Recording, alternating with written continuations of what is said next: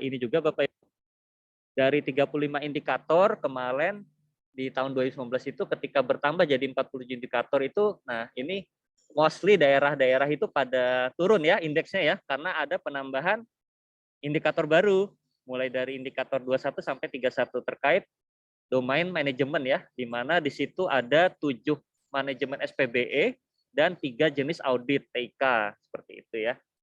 Nah, kemudian dari 7 itu pun belum semua manajemen SPBE itu turun pedoman nasionalnya ya. Jadi seperti contohnya manajemen layanan, manajemen perubahan, itu yang belum ada pedoman nasionalnya. Yang sudah ada itu seperti manajemen resiko, itu ada di Permenpan RB 5 2020, kemudian manajemen data di Perpres 39 2019 gitu ya. Mungkin Bapak Ibu udah familiar juga ya dengan satu data Indonesia. Nah, kemudian untuk pelaksanaan audit TIK itu ada 3 jenis, audit infra, kemudian audit aplikasi dan keamanan informasi, dan yang baru ada pedomannya hanya audit aplikasi dan audit infra yang sudah disupport dengan tools atau sistem audit dari BPPT atau BRIN ya sekarang ya. Nah, seperti itu. Nah, kebetulan juga kemarin Bantul ini sebagai salah dua ya. Jadi ada 2 kabupaten yang sudah melakukan audit SPBE yang dengan menggunakan toolsnya BPPT di tahun 2021 awal kemarin gitu ya. Jadi satunya Bantul, yang berikutnya Kabupaten Sumedang kalau nggak salah, atau Subang ya, saya lupa. Gitu. Nanti mohon koreksi. Ya gitu. Nah gitu. Nah, disclaimer juga Bapak Ibu bahwa SPBE ini bukan hanya ranahnya Diskominfo saja ya.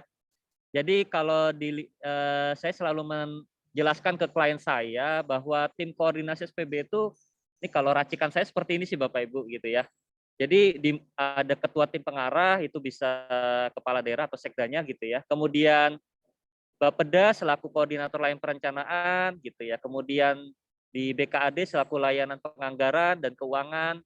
Kemudian bagian pengadaan selaku layanan pengadaan hingga ke JDIH bagian hukum. Nah, posisinya Diskominfo itu hanya layanan data terbuka dan tim pelaksana. Jadi Diskominfo itu lebih sebatas supporting aja Bapak Ibu, tim hore ya, tim pelaksana teknis. Nah, koordinatornya itu ada di OPD lain seperti itu. Dan leadingnya SPBE ini ada di bagian organisasi Bapak Ibu. Kenapa? Karena kalau kita lihat juga dari level pusatnya ini titahnya dari Kemenpan RB ya, bukan dari Kementerian Kominfo. Nah, cuman ya itu sering jadi perdebatan itu kenapa ada kenapa ada di bagian organisasi gitu ya, sering jadi perdebatan. Harusnya di Diskominfo saja karena ini aplikasi.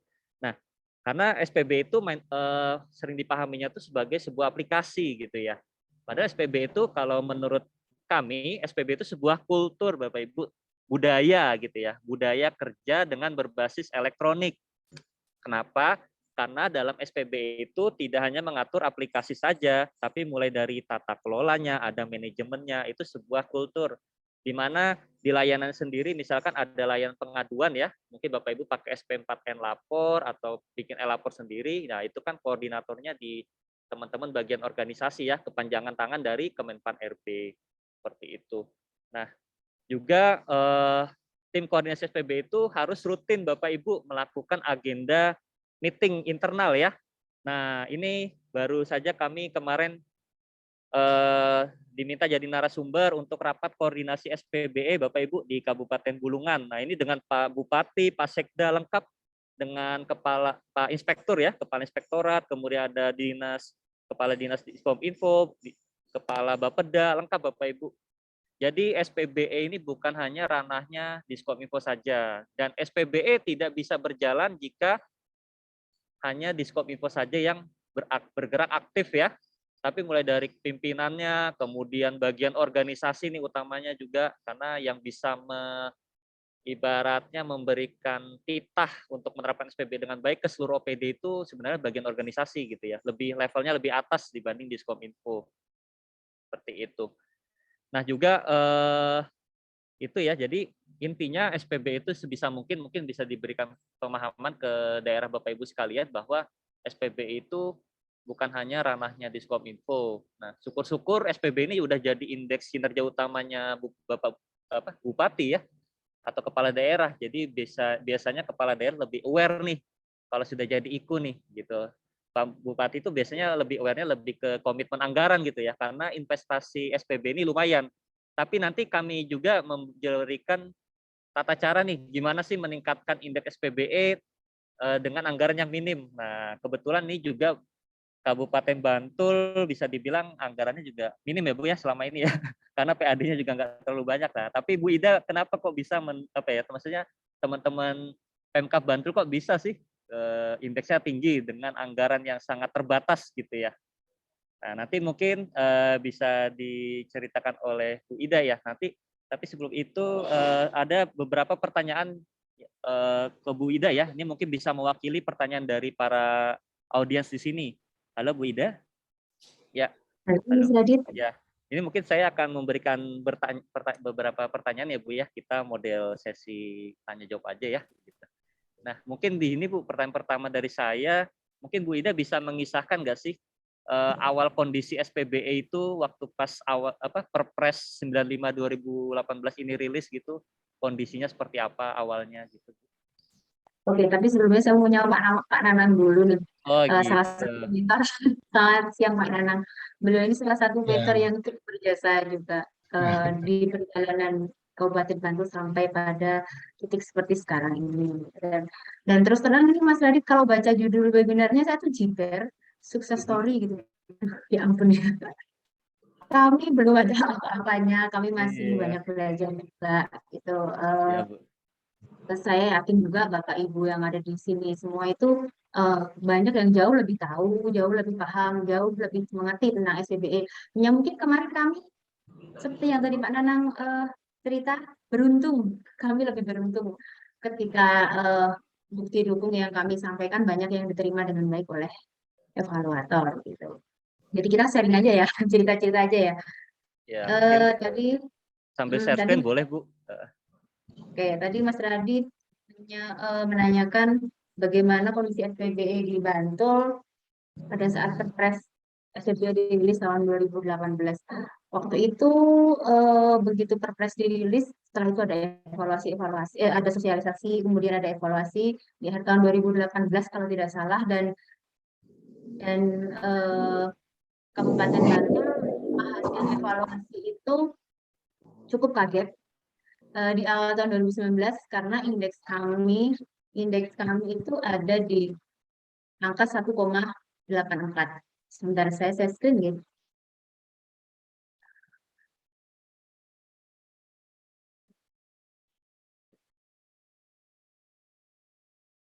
Nah, tahun 2018 itu Bantul indeksnya 1,84 dengan rincian di domain kebijakan 1,47, kemudian di domain tata kelola 1,57, di domain layanan 2,09.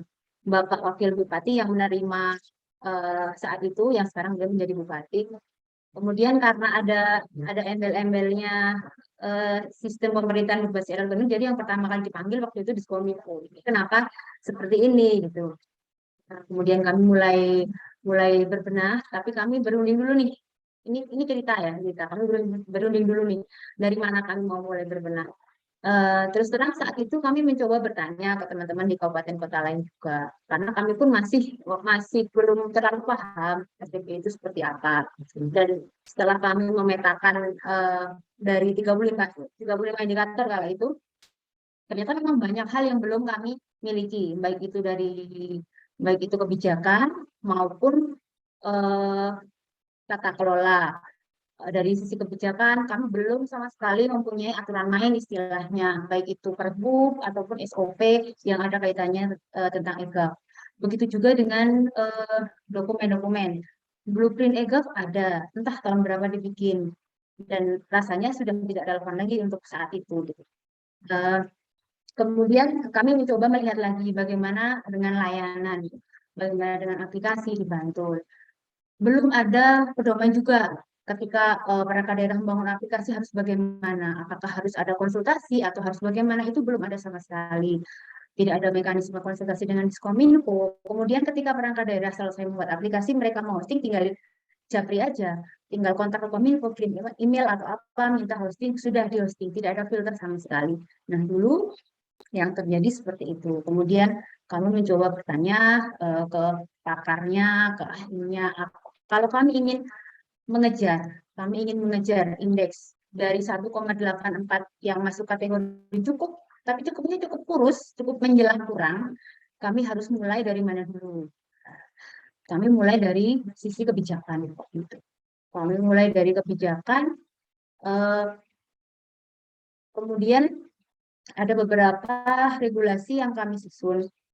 Di antaranya peraturan Bupati tentang keamanan informasi, tentang infrastruktur jaringan, data center, pengembangan aplikasi, satu data, dan tentunya satu buah peraturan Bupati yang sifatnya sabu jagat, yang sudah mewadahi 35 indikator yang dinilaikan di evaluasi SPBE kala ini. Begitu Mas Radit, sekelumit cerita di awal perjuangan kami saat Ya, luar itu. biasa. Jadi ini ya, mungkin buat Bapak Ibu juga tadi, oh bentar Bu, lihatkan yang slide tadi Bu, Oh ya, yang regulasi sapu jagat. Mungkin Bapak Ibu bisa studi tiru ya nanti ya, atau mungkin bisa studi tiru kemudian membuat yang lebih kondisinya lebih ideal lagi untuk kabupaten Bapak Ibu ya. Jadi, nah di sini ada beberapa regulasi nih. Sebenarnya ini udah ada di JDIH kan Bu ya, bisa diakses publik ya.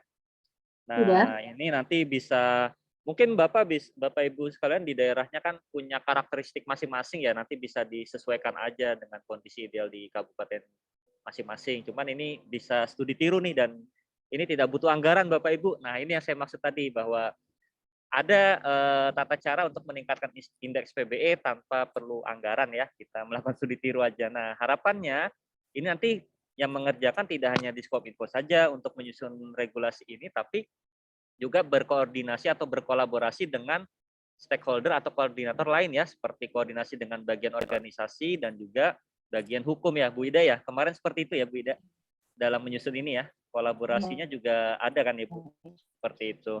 Malah Bu Ida lebih sering ngoyak-ngoyak bagian hukum ya, Bu ya, supaya cepat ya.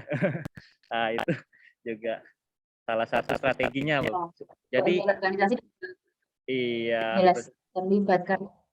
Jadi semangatnya itu dalam SPBE, misalkan OPD lainnya kurang aktif, Bapak Ibu, di modelnya jangan menyalahkan, tapi mengajak Bapak Ibu. Jadi kalau di OPD Bapak Ibu mungkin ini Diskominfo saja nih yang aktif gitu ya. Tapi cobalah untuk mengajak Bapak Ibu, jangan menyalahkan OPD lain. Mungkin kalau diberikan pemahaman, saya yakin pasti yang tadinya nggak aware, jadi aware gitu ya. Karena di Bantul juga tadi ya, seperti Bu Ida ceritakan, hanya Diskominfo saja yang aktif awalnya gitu ya, tapi setelah diberikan pemahaman yang mungkin tidak satu kali saja, saya yakin berkali-kali ya Bu Ida ya gitu. Akhirnya OPD lain pada aktif semua gitu. Nah, oke, itu kemudian lanjut Bu, saya ada pertanyaan yang agak ini juga sih sebenarnya. Apa sih sebenarnya yang jadi trigger untuk peningkatan SPB di Bantul itu Bu? Trigger utamanya itu apa sih? Kok bisa meningkat? Kalau dari anggaran juga nggak banyak juga Bu ya. Mungkin apa gitu Kalau bisa anggarannya dijelaskan? minim habis, memang anggaran kami Iya. terbatas sekali, nggak ada juga sedikit. Ya akhirnya Iya. juga cuma memanfaatkan apa namanya SDM yang ada aja sebenarnya Mas. Iya. Nah, salah satu yang menjadi trigger untuk Bantul itu adalah bahwa SPBE menjadi indikator kinerja utama bupati. SPBE menjadi indikator kinerja utama bupati yang otomatis itu mengharuskan semua untuk ikut serta berpartisipasi gitu. Dan memang dalam setiap kesempatan itu Pak Bupati selalu berulang-ulang menyampaikan kaitan dengan SPBE, dan kebetulan memang beliau itu sangat apa ya, sangat concern dengan IT gitu, sangat sangat sangat peduli gitu. Memandang dulu kita cuma dapat 1,84, kemudian di tahun dari 2019 naik menjadi 3,24 karena sudah ada beberapa yang terpenuhi. Nah, itu Pak Bupati selalu mengulang-ulang dalam setiap kesempatan, terutama bagi kami ASN. Beliau selalu menyampaikan bahwa ayo ubah mindset ASN sekarang untuk melek teknologi agar selain bisa memanfaatkan teknologi untuk memberikan pelayanan ke masyarakat, juga untuk internal pemerintahan sendiri. Selalu itu disampaikan berulang-ulang. Jadi kami merasa trigger terbesar adalah faktor leadership dari beliau. Bahkan pada saat evaluasi tahun 2021 kemarin, Pak Bupati berkenan hadir sendiri pada saat evaluasi. Beliau membuka, kemudian menyampaikan banyak hal, baru setelah itu kami yang sisi teknis seperti itu. Kemudian hal lainnya juga yang menjadi itu kemudian kami mulai melakukan perekrutan juga kan. Kalau pertamanya dari sisi kebijakan, kemudian dari sisi tata kelola kami mulai menyusun beberapa dokumen seperti rencana induk peta rencana dengan dibantu teman-teman kita juga. Itu kemudian dari sisi layanan kami mulai merekrut. Dulu kami hanya punya dua programmer, kemudian mulai merekrut beberapa programmer lagi dengan metode dengan eh, mekanisme pengadaan langsung. Belanja jasa konsultasi yang kontraknya setiap tahun. Sekarang sudah ada 6 orang yang mereka membantu bantu untuk eh, dari sisi aplikasi, terutama untuk mengintegrasikan beberapa aplikasi yang tadinya masih rata-rata standalone berdiri sendiri, belum terintegrasi dengan eh, layanan manapun. Itu dari Oke.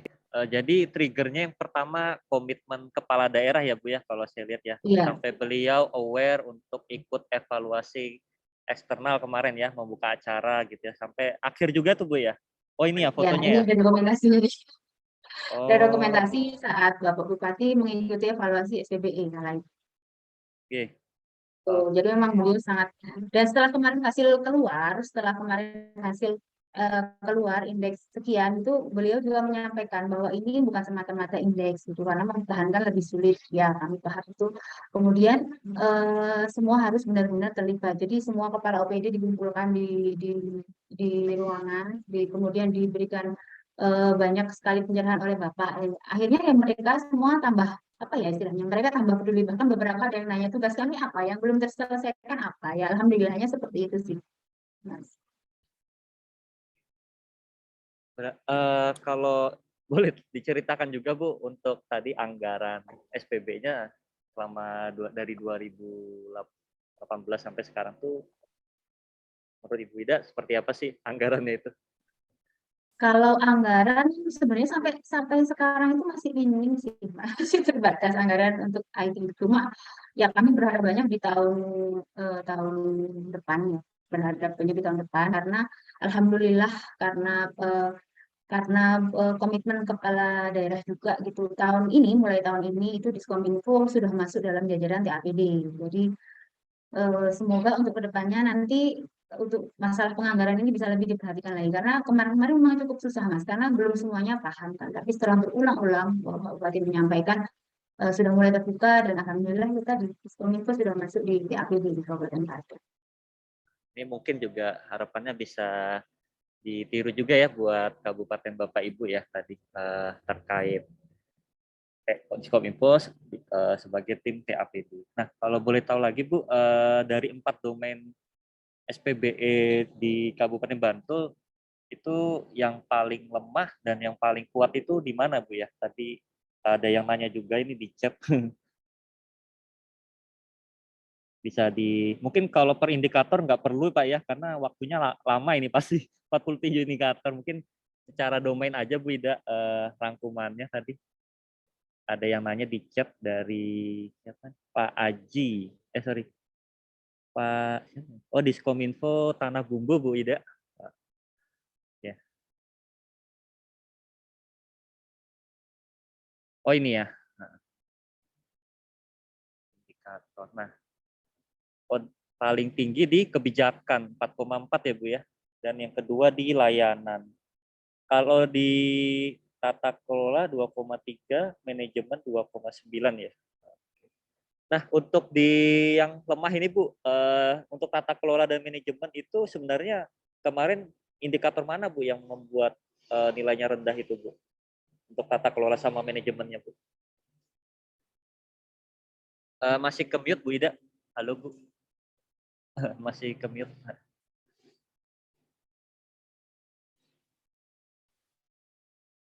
Kalau di tata kelola karena kemarin ada aturan normalisasi itu kan ya Mas ya Oh, ini Sebetulnya yang arsitektur nasional belum rilis ya. belum Jadi ada, jarang. karena ya ya. Jadi arsitektur daerahnya mentoknya di level 2 semua, Bu ya. Oke. Kalau di manajemen, Ya, Bu. padahal sebenarnya Oh, oh ya gimana, sorry. sebenarnya kita sudah ada dua kali kan, ada rencana induk yang pertama, kemudian kami sudah melakukan review kan, dibantu teman-teman di Ditambah juga waktu itu, kemudian ada dokumen baru, tetapi kan memang karena arsitektur nasional belum ada, jadi kemarin normalisasi semua ada di level 2 itu yang di domain tata kelola. Iya, Kemudian kalau di domain manajemen itu eh, yang paling tinggi kemarin di domain di indikator manajemen data, data ya. ya manajemen data. Kemudian di manajemen risiko juga sudah ada dokumennya kemarin ya dibantu juga. Tetapi kemarin mungkin kita belum ada penetapan apa ya namanya ya, penetapan Komite manajemen risiko, Bu komite ya. resiko. Iya, iya, itu belum ditetapkan, jadi belum bisa tinggi nilainya. Kalau di dokumen kita sudah melakukan register risiko juga ya. Tuh. Kemudian dari audit. Nah, dari audit ini tadi Mas Raju juga sudah menyampaikan bahwa Kabupaten Bantul itu salah dua dari kabupaten yang dapat mengakses tools audit miliknya BPT atau BRIN. Nah, kalau boleh sedikit bercerita ya Mas Rudi tentang audit Iya, ini, itu sebetulnya untuk bisa mengakses tools itu juga bukan sesuatu hal yang mudah, itu karena banyak hal yang harus dipenuhi. Termasuk sudah harus ada perencanaan. Yang perencanaan itu kalau di Bantul kemarin sudah tertuang dalam peta rencana yang sudah kami susun. Kemudian juga harus sudah ada eh, legalisasi ya atau SK ya SK yang menyebutkan di situ siapakah auditornya, kemudian auditinya siapa dan objek auditnya itu apa saja. Itu harus di SK itu harus menyebut secara formal sudah ada. Nah, kemarin kami sudah membuat itu, tetapi perlu dipahami juga oleh teman-teman bahwa untuk audit ini tidak semua infrastruktur atau tidak semua aplikasi yang diaudit. Jadi kemarin Kabupaten Bantul itu yang sudah sesuai dengan ketentuan adalah di audit infrastruktur dan di audit aplikasi. Nah, tapi waktu itu juga kami belum paham gitu, apa saja yang diaudit, kami bertanya gitu.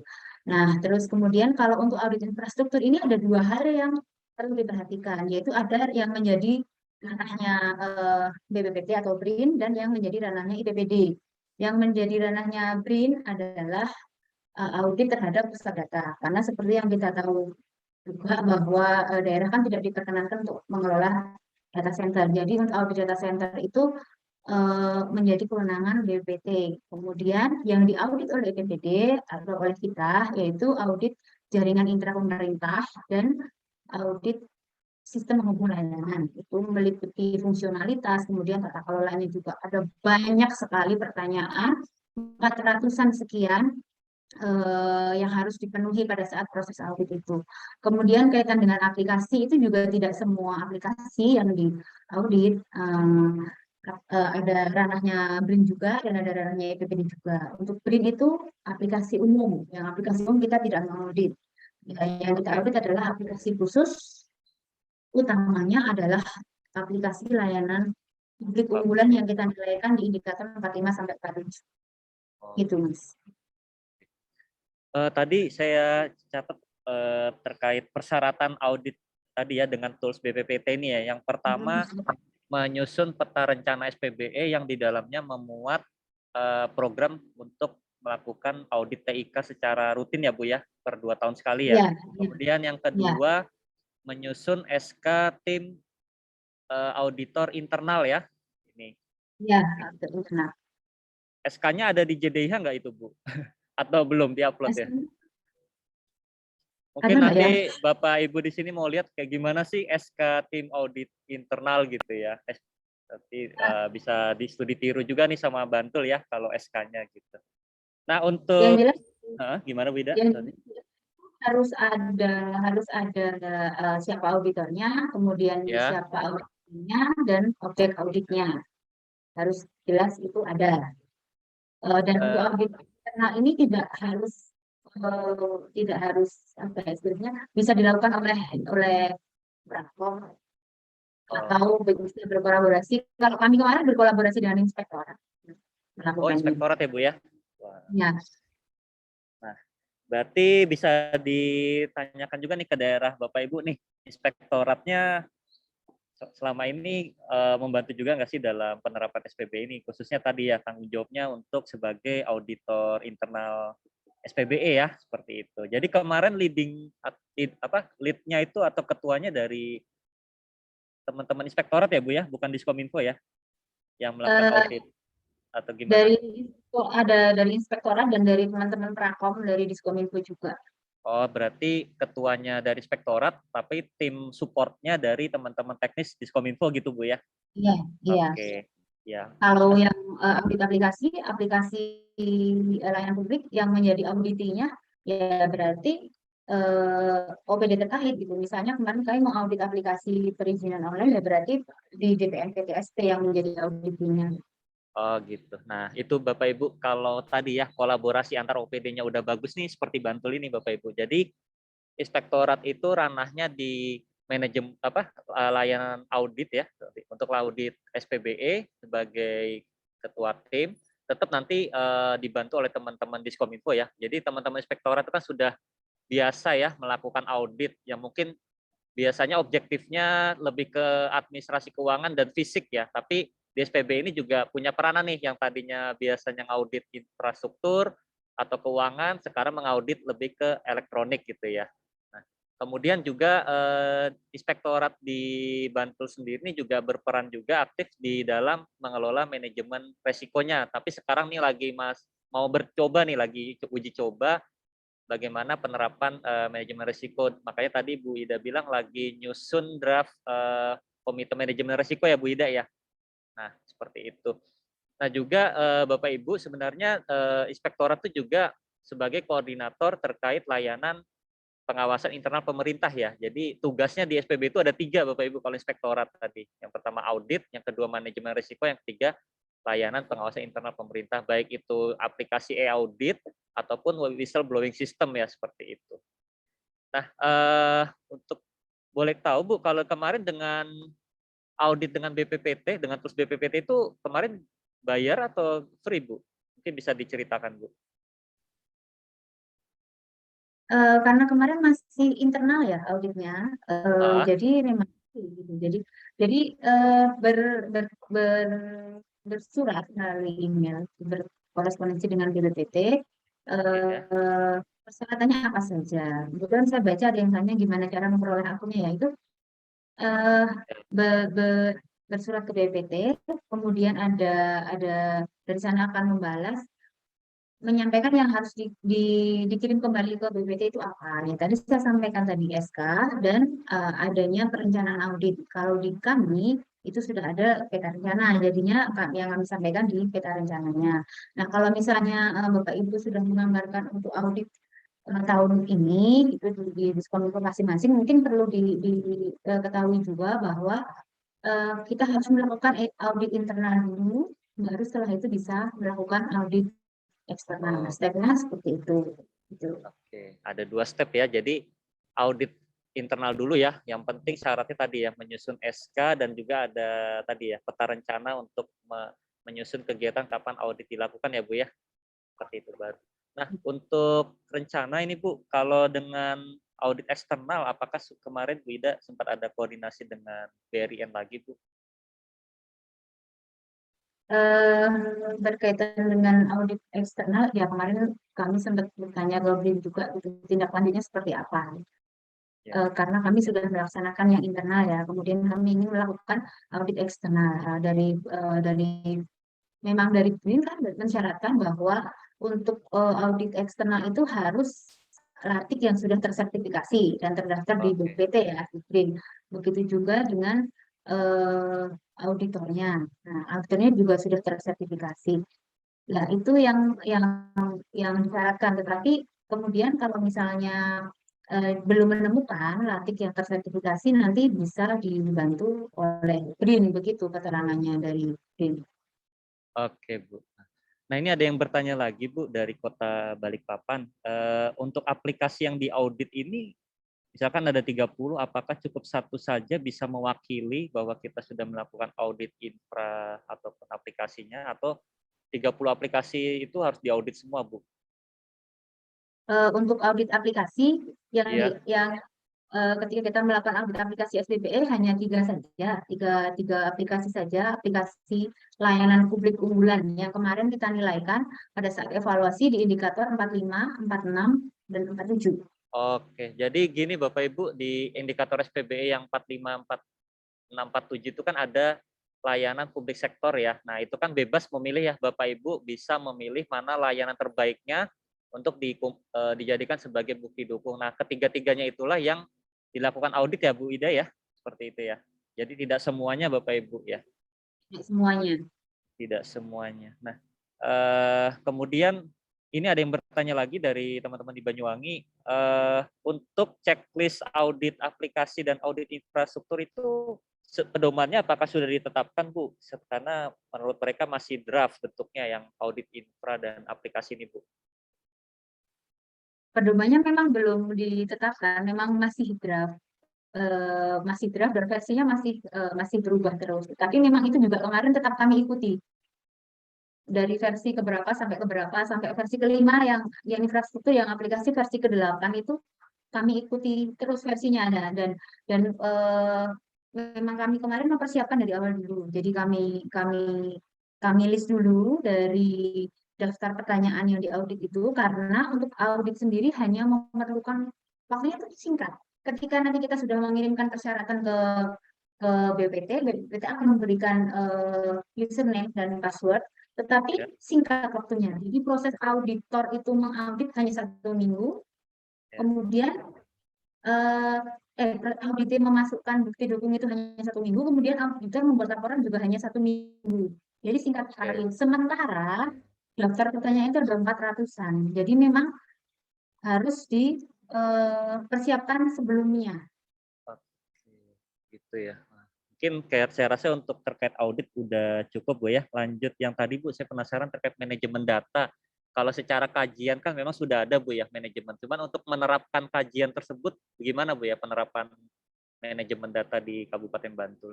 Kan sudah ada arsitektur data nih ya. Terus penerapannya bagaimana Bu di Kabupaten Bantul sendiri? Kalau di Kabupaten Bantul sendiri itu untuk manajemen data memang eh, sudah gimana ya Mas?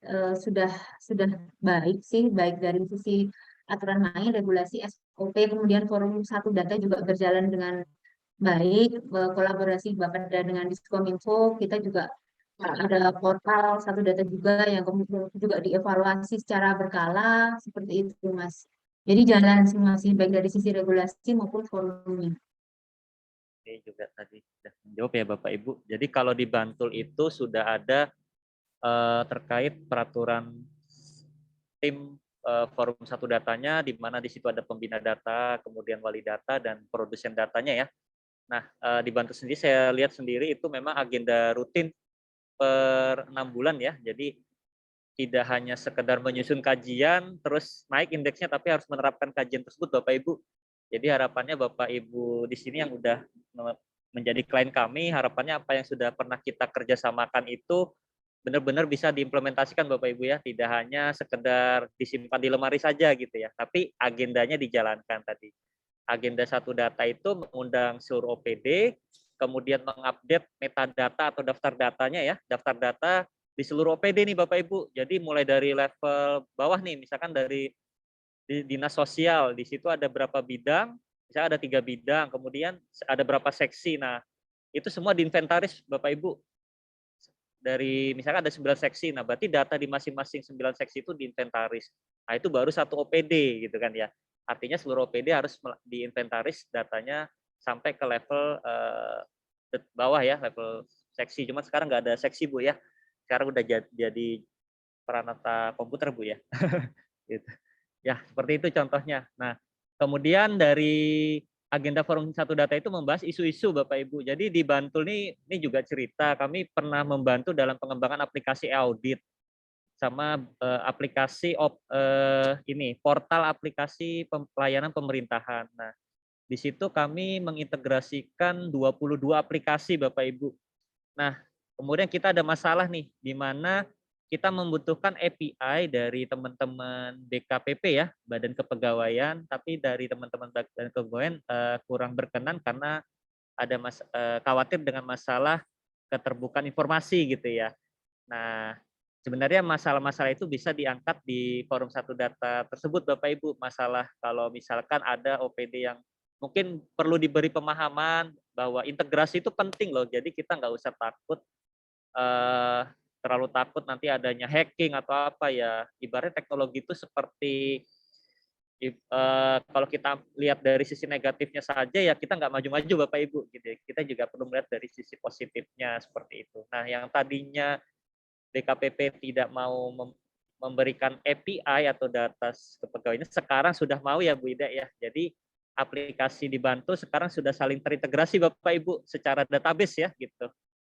Jadi kemarin aplikasi e-auditnya Bantul udah terintegrasi dengan aplikasi Simpeknya Bantul ya. Jadi untuk login kalau di Bantul itu Bapak Ibu untuk login ke berbagai aplikasi cukup pakai NIP saja, NIP sama password untuk masuk ke Simpek gitu ya. Jadi cukup user passwordnya Simpek itu kita bisa mengakses berbagai macam aplikasi.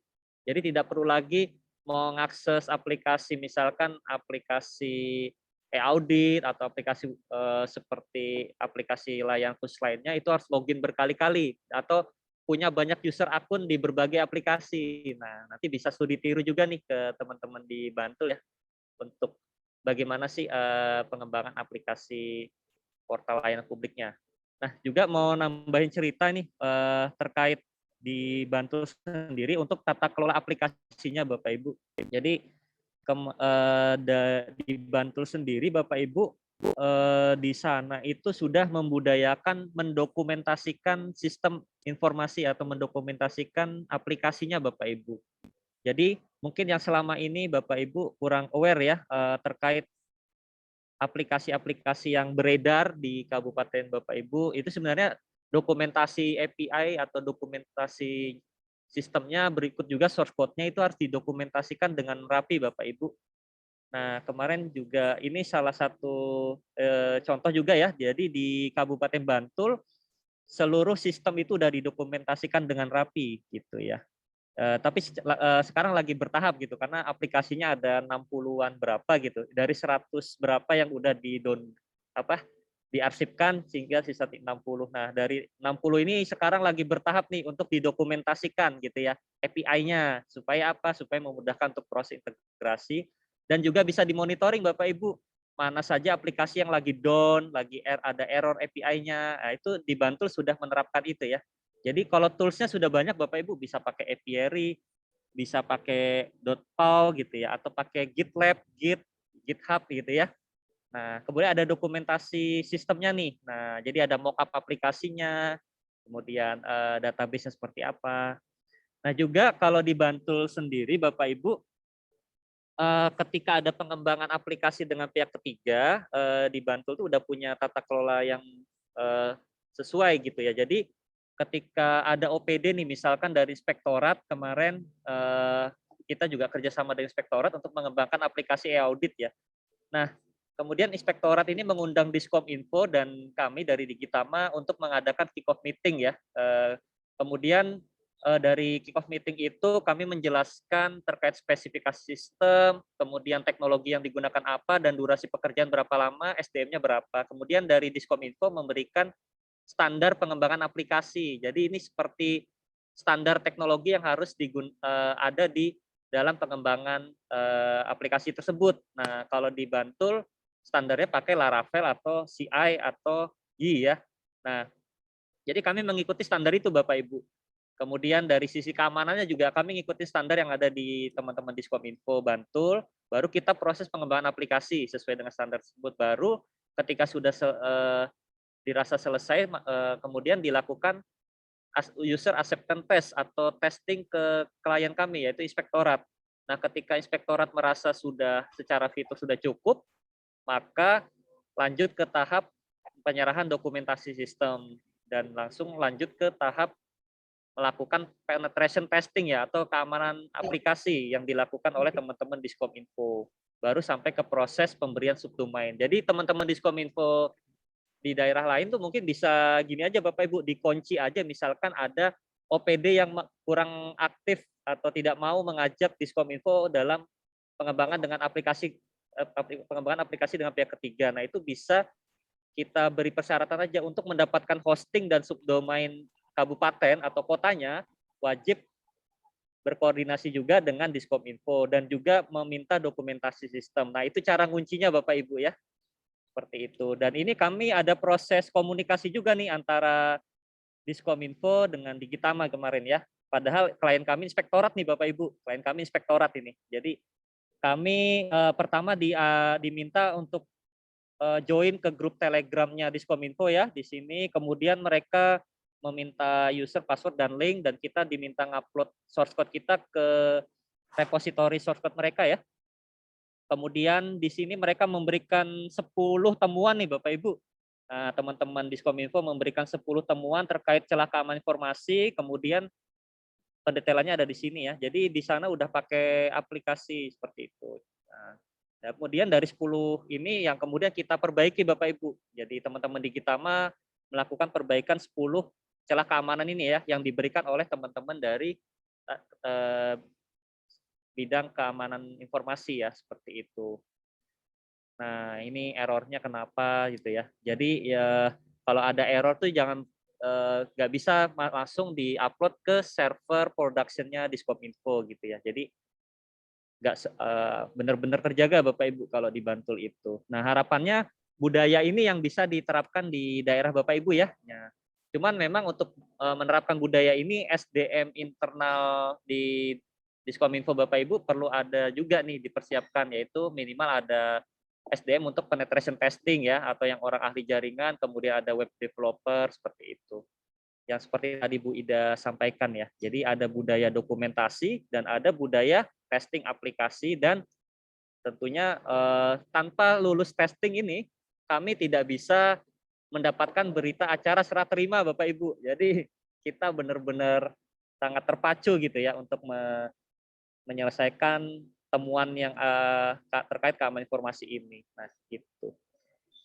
Nah, ini karena Dan ini apa ya, namanya, seluruh proses ini tadi yang tadi Mas Ren ceritakan itu ada tertuang dalam Pergub pengembangan aplikasi yang disusun. Jadi memang oh iya, kami juga berusaha apa ya, berjalan sesuai dengan eh, apa yang sudah disepakati di Pergub gitu. Nah, ini walaupun di awal memang di saat di masa transisinya kami sering mendapat komplain, sering mendapat gimana ya dari perangkat daerah lain. Ya karena dulu mudah gitu, tinggal japri kemudian langsung hosting. Sekarang kok dipersulit. Tapi ya bagaimana lagi memang harus gitu. Tapi alhamdulillah sekarang semua udah paham dengan prosesnya. iya betul sekali Bu. Jadi memang bagi vendor itu kok kayak dipersulit gitu ya, mau ngupload aja gitu. Ternyata memang tapi dari sisi keamanan itu lebih baik Bu, gitu. Ya mungkin itu.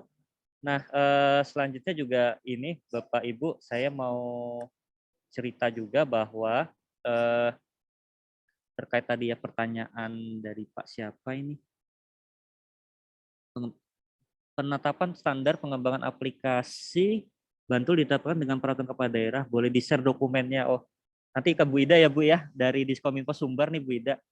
Kemudian, dapatkah kami memperoleh dokumen arsitektur SPBE dan manajemen SPB yang berlaku di Bantul? Lah itu nanti ke Bu Ida ya. Oke, kemudian izin bertanya audit TIK. Oh, ini kalau audit udah tadi ya. Oke. Nah, terkait ini Bapak Ibu, terkait tadi arsitektur ya. Kalau Bapak Ibu menanyakan arsitektur, sebenarnya gini Bapak Ibu, arsitektur SPBE itu muatannya ada 6 layer ya, 6 layer arsitektur, mulai dari arsitektur proses bisnis, kemudian ada arsitektur data dan informasi, kemudian ada arsitektur aplikasi, kemudian arsitektur layanan, arsitektur infra, dan arsitektur keamanan.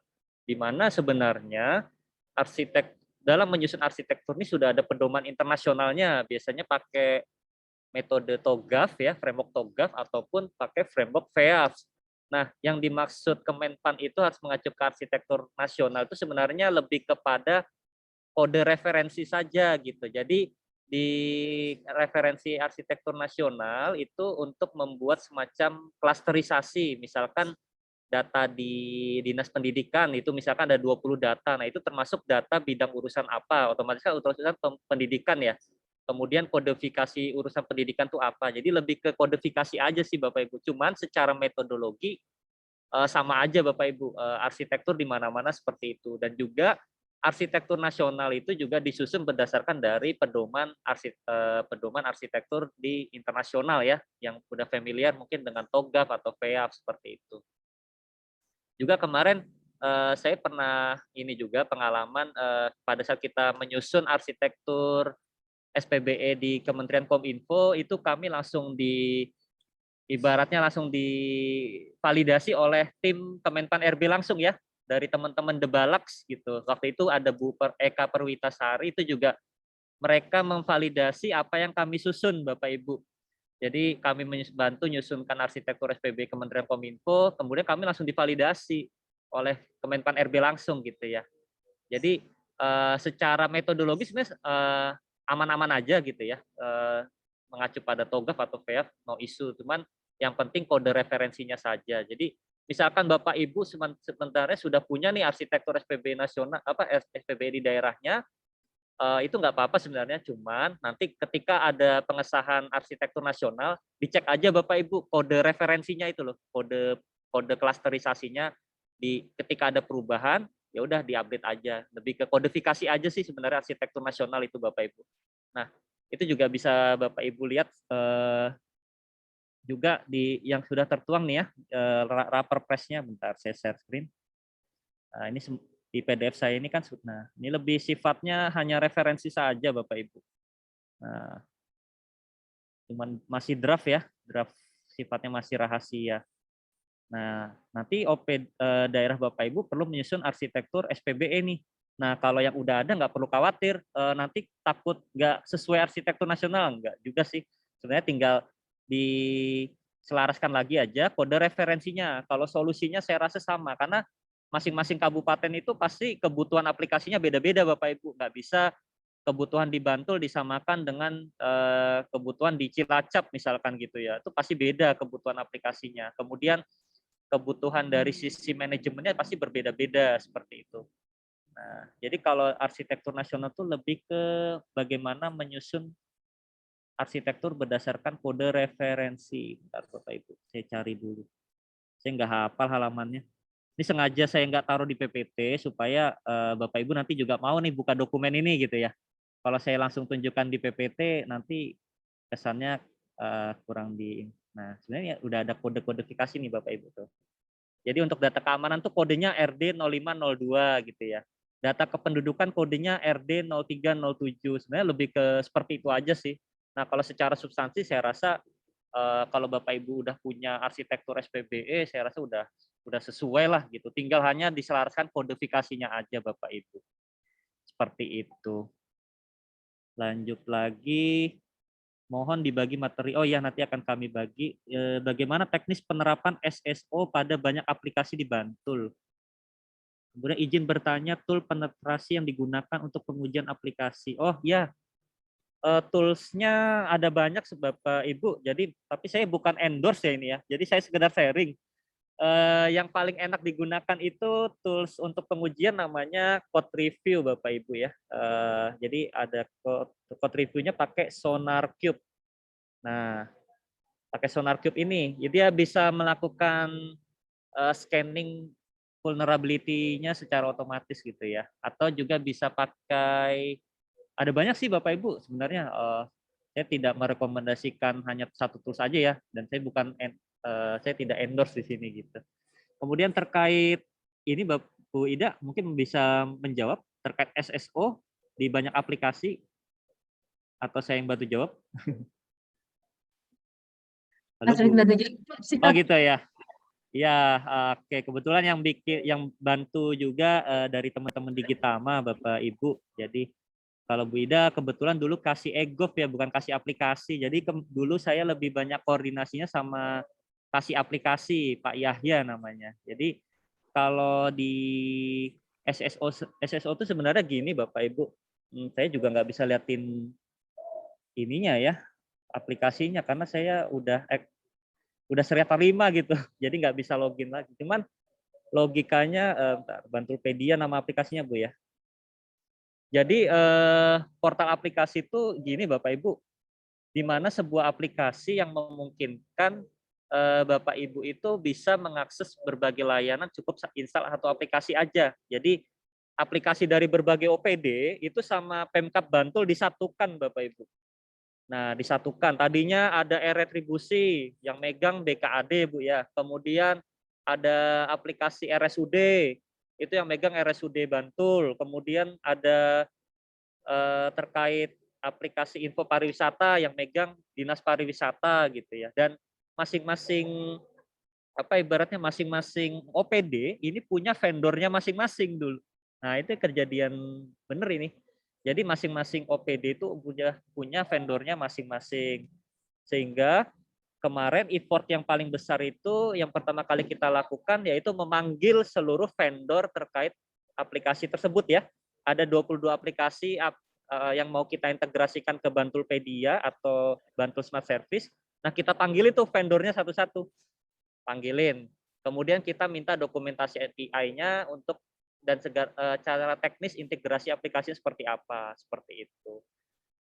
Nah, Tapi yang untuk di garis bawah Mas Radit bahwa ya proses untuk membuat Bundlepedia ini cukup panjang juga karena iya betul. masih banyak sekali ego sektoral juga ya kan Ekosektoral, di iya, perangkat daerah. Jadi memang agak butuh butuh apa ya, butuh besi juga gitu. Ditolak ya dengan berbagai macam alasan, banyak sekali hambatannya. Seperti itu sih prosesnya. Jadi memang tidak mudah, sampai sekarang sudah 30 Mas yang terintegrasi di sini. Kemarin baru keren. 22, sekarang sudah 30, tapi ya masih terus berkembang, masih terus dikembangkan. Eh, jadi misalnya seperti di keuangan itu kan di BKAD punya aplikasi sendiri. Mereka waktu itu awalnya tidak mau karena punya angan-angan nanti akan dikembangkan seperti ini, seperti ini, seperti ini. Tapi di di belakangan juga pada akhirnya mau, walaupun butuh waktu 2 tahun untuk PDKT seperti itu. Iya. Nah, mungkin lanjut cerita Bapak Ibu. Jadi kalau Bantulpedia ini punya keunikan Bapak Ibu. Jika kan loginnya pakai NIK ya. Jadi jika Bapak Ibu login sebagai NIK di luar Bantul, itu nanti fiturnya terbatas. Tidak semua fitur ditampilkan ya. Jadi ada pembatasan fitur. Mungkin layanan kependudukannya nggak ada gitu ya. Tapi info pariwisata ada, berita ada, CCTV ada. Tapi kalau Bapak Ibu loginnya pakai NIK KTP Bantul, itu nanti ada fitur layanan kependudukan, retribusi, seperti itu. Kemudian kalau Bapak Ibu login sebagai NIK Bapak Ibu terdaftar juga kan sebagai pegawai ya. Jadi kalau di Bantul Simpaknya udah terintegrasi dengan NIK. Jadi kalau loginnya ini ketahuan nih NIK-nya si pegawai Bantul, itu nanti fiturnya juga berubah Bapak Ibu. Jadi ada fitur presensi nantinya kan ya. Kemudian sekarang sudah ada ya fitur presensi, yang belum itu pengajuan cuti Bu ya, lagi proses itu. Apa sekarang sudah ada? Mungkin bisa Belum. dikonfirmasi juga. Belum juga ya. Nah, tapi kedepannya mau ada itu fitur pengajuan cuti, izin gitu ya. Kemudian tugas belajar. Nah, jadi nggak perlu ada 3 aplikasi yang berbeda gitu ya. Cukup satu aplikasi. Kalau dia login NIK-nya sebagai warga non Bantul, nanti informasinya dibatasi, hanya informasi yang bisa diakses eksternal atau layanan hanya untuk eksternal. Tapi yang NIK Bantul nanti lebih ke layanan publik untuk warga Bantul ya. Kemudian kalau loginnya sebagai NIK-nya sebagai ASN, terdeteksinya ASN Bantul ya, ini ASN Bantul, dia bisa mengakses berbagai layanan kepegawaian gitu. Jadi ini aplikasi bilang aplikasi inilah sapu jagat apa super app ya. Sekarang eranya dikit-dikit super app gitu ya. Jadi satu aplikasi untuk menghandle masyarakat dan internalnya sendiri gitu. Nah, harapannya nanti semua aplikasi yang ada di Bantul semua join semua ya, tergabung ke dalam Bantulpedia ini. Dulu namanya Bantul Smart Service Bapak Ibu. Jadi saya familiarnya Bantul Smart Service, tapi sekarang jadi Bantulpedia nih gitu. Jadi keinget Tokopedia saya gitu. Gitu. Nah, oke. Kemudian bagaimana dengan implementasi interoperabilitas data pada penerapan satu data dengan aplikasi khusus atau umum? Nah, ini ada pertanyaan ini, Bu. Bu Ida, bagaimana implementasi interoperabilitas data, Bu? Jadi implementasi sharing data antar OPD itu, Bu. Halo, Bu Ida. Kemudian yang kedua, untuk integrasi NIK-nya apakah menghadapi kendala dengan Dinas Dukcapil Bantul? Nah, kalau ini saya bisa jawab. Kalau untuk kendala integrasi dengan Dukcapil Bantul tidak ada. Kendalanya sama Badan Kepegawaian, Pak. Itu sampai kita ngadep ke bupati gitu ya. Tapi sekarang udah damai, sekarang udah aman damai sentosa ya. Artinya semua OPD udah paham pentingnya integrasi ini, jadi aman lah gitu. Udah terintegrasi. Oke, kemudian untuk proses bisnis di Pemkab Bantul, siapa yang mengkoordinar penyusunan probisnya? Nah, kalau ini Bu Ida bisa jawab, Bu. Halo, Bu Ida. Ya, kalau untuk probis bagian Ya, organisasi dan koordinasi. bagian organisasi yang mengkoordinir tuh, Bapak Ibu. Jadi harapannya nanti setelah dari webinar ini, bagian organisasi bisa diberi pemahaman ya, gitu. Bahwa tugasnya tuh banyak di SPBE, gitu ya. Ini kenapa jadi Diskominfo nih, kayak gitu. Dapatkah kami memperoleh arsitektur SPBE di Bantul nih, Bu? Boleh nggak, Bu? Oh, nanti ke Bu Ida aja ya. Soalnya sifatnya biasanya rahasia karena di situ ada informasi rahasianya, Bapak Ibu. Jadi di arsitektur itu kan udah ada muatan arsitektur infra, arsitektur keamanan. Nah, kalau itu dipublikasikan juga bahaya, Bapak Ibu. Jadi nanti kelihatan topologi jaringannya gitu ya. Kemudian port yang terbuka mana aja, kayaknya nggak boleh sih, Bu, di-share gitu ya. Karena arsitektur tuh sangat terlalu telanjang kalau menurut saya ya. Jadi transparan sekali terkait arsitektur infra sama keamanan, terutama itu yang kalau arsitektur Bispro data saya rasa is no issue ya. Tapi kalau bahas ya arsitektur infrastruktur udah keamanan, nah itu saya rasa jangan di-share sih gitu. Kemudian apalagi nih, Bu Ida mau jawab yang tadi terkait ini yang satu data, Bu? Ada yang menanyakan lagi? Mungkin tadi kurang jelas, Bu. Bagaimana implementasi interoperabilitas data, Bu? Kalau saya boleh bantu jawab sih, ya sudah berjalan dengan baik. Buktinya ada aplikasi Bantulpedia ini, Pak, gitu. Ya, jadi sharing antar OPD itu udah mau sharing datanya, gitu ya, Bu Ida ya? Ya, untuk interoperabilitas data, ya melalui Bantulpedia ini. Gitu. Jadi memang awalnya walaupun awalnya kan kesulitan, tapi pada akhirnya karena memang dari pimpinan juga selalu selalu memberikan apa ya, selalu selalu memberikan dukungan, maka melalui Bantulpedia ini untuk interoperabilitas data dapat dilakukan. Oke, untuk Bantulpedia setengah-setengah Ini ya, Bu portal ya? datanya, portal satu data Bantul ya. Iya, jadi ini Bapak Ibu portal satu data Bantul dan yang mengupload ini siapa, Bu? Jadi sumber datanya bisa dijelaskan alurnya dari mana? Dari wali data pendukung, Siapa? Di masing-masing OPD berarti, Bu ya? masing-masing OPD, wali data pendukung di masing-masing OPD, Nah, kemudian ada diverifikasi oleh teman-teman di Diskominfo, baru kalau sudah diverifikasi ada berita acaranya juga, baru data kemudian bisa diupload. Seperti itu. Nah, saat ini di minggu-minggu ini itu teman dari seksi data statistik sedang apa ya, sedang ngedes ya satu persatu OPD untuk eh, keterkaitan dengan data yang mau ditampilkan ini satu persatu di ditanyakan, kemudian apa saja yang mau ditampilkan, kemudian nanti diverifikasi, kalau sudah ada berita acara baru kemudian dimunculkan di portal. oke. Kemudian ini ada pertanyaan juga, aplikasi Bantulpedia dikembangkan sendiri atau memakai pihak ketiga? Nah, untuk ini Pak, untuk desain blueprintnya kemarin pakai pihak ketiga Pak, tapi untuk pengembangannya internal programmernya Bantul ya Bu ya? Iya, Iya, iya. jadi Seperti yang saya sampaikan bahwa kami punya cukup tambahan teman-teman programmer. selain CPNS baru ada beberapa yang alhamdulillahnya mereka semua bisa coding, dan kami rekrutmen juga programmer, ada 6 orang sekarang programmer yang non ASN yang membantu untuk membangun aplikasi-aplikasi yang ada di Bantul, termasuk Bantulpedia dan juga portal Satu Data juga. Kemudian ada banyak sih itu teman-teman sendiri yang membangun.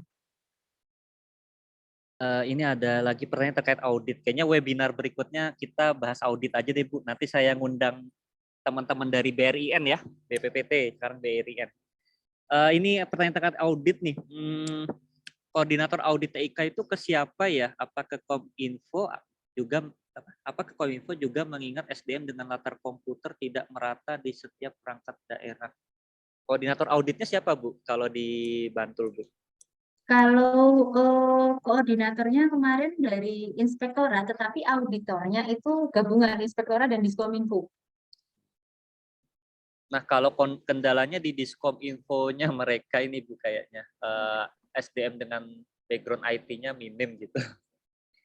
Oke, berarti Tapi sebenarnya kalau misalnya SDM TIK-nya itu minim, mungkin bisa merangkul pihak ketiga juga kali ya. Yang penting ada apa ya? Yang penting masih tetap melibatkan inspektorat, Diskominfo juga, kemudian menggunakan standar yang ditentukan untuk yang BPD itu.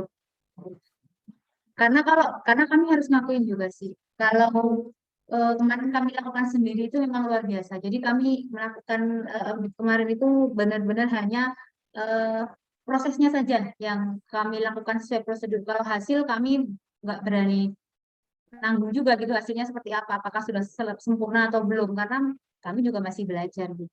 Yang penting semua tahapan kami jalankan sesuai dengan ketentuan, semua pertanyaan yang ada di tools itu kami selesaikan, masalah hasil itu pikir belakangan.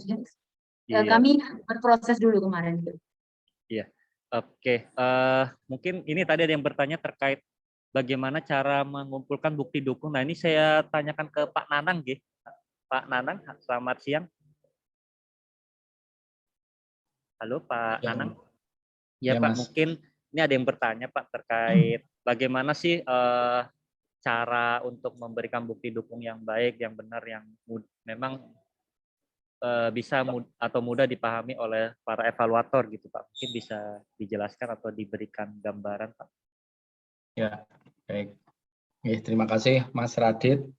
Terima kasih Mbak Ida ini dari Kabupaten Bantul sudah mau berbagi ya, banyak sekali tips dan trik yang tadi diberikan. Nanti juga sebenarnya saya juga pengen kasih sedikit wejangan kalau boleh gitu ya. Karena tadi Mas Radit sendiri sampaikan Boleh, Pak.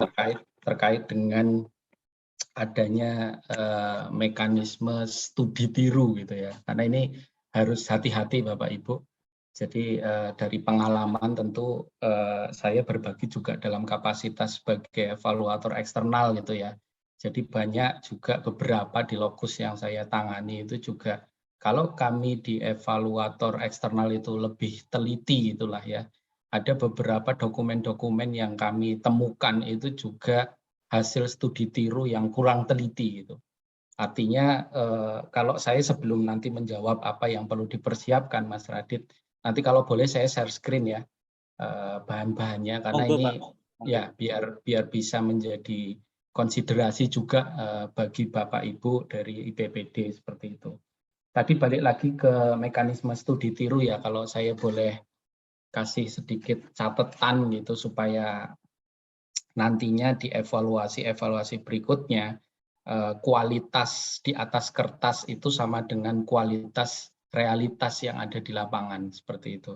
Jadi ada 4 hal Bapak Ibu yang perlu dicatat terkait dengan bagaimana mekanisme studi tiru. Tentunya Kabupaten Bantul sebagai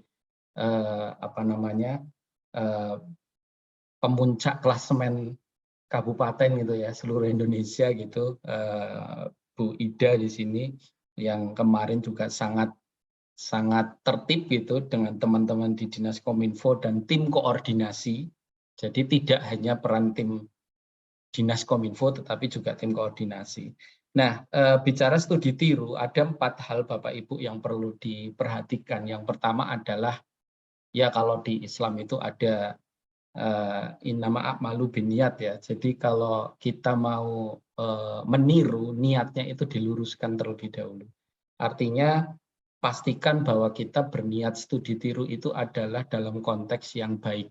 Artinya tidak ada segalanya yang bersifat instan. Artinya instan bisa selama proses yang diikuti itu mengikuti kaidah-kaidah yang ada. Karena Bapak Ibu harus berhati-hati, evaluator juga ya memang tidak semuanya teliti gitu, tetapi kalau pas tadi bejo beruntung ketemu dengan evaluator yang cukup teliti terhadap data dukung, ini ya bejonya istilahnya Bapak Ibu sekalian gitu. Jadi balik lagi ke niat tadi nggih. Yang kedua adalah ketelitian gitu. Seringkali studi tiru itu latar belakangnya atau efeknya itu kurang teliti gitu. Ada banyak poin-poin yang itu tidak relevan kalau dibaca lebih detail seperti itu. Makanya nanti pun jika Mbak Ida dan teman-teman Bantul berkenan untuk berbagi, pastikan Bu Ida bisa menseleksi gitulah ya, poin-poin yang sifatnya kredensial dan juga hal-hal yang sangat spesifik di tiap IPPD, karena itu pasti berbeda. Seperti itu. Itu yang kedua, ketelitian Bapak Ibu. Yang ketiga, kreativitas. Jadi kalau bisa kreatif lah gitu lah ya. Kalau kita bicara tadi kebijakan sapu jagat gitu istilahnya.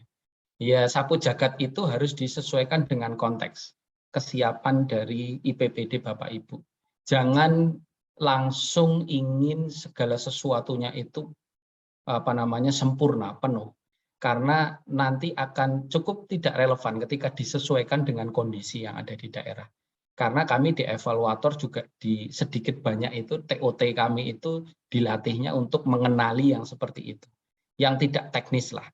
Jadi kayak merasa-rasa gitu, oh daerah ini, oh dia pegang, misal masuk 100 smart city gitu lah ya programnya Kominfo.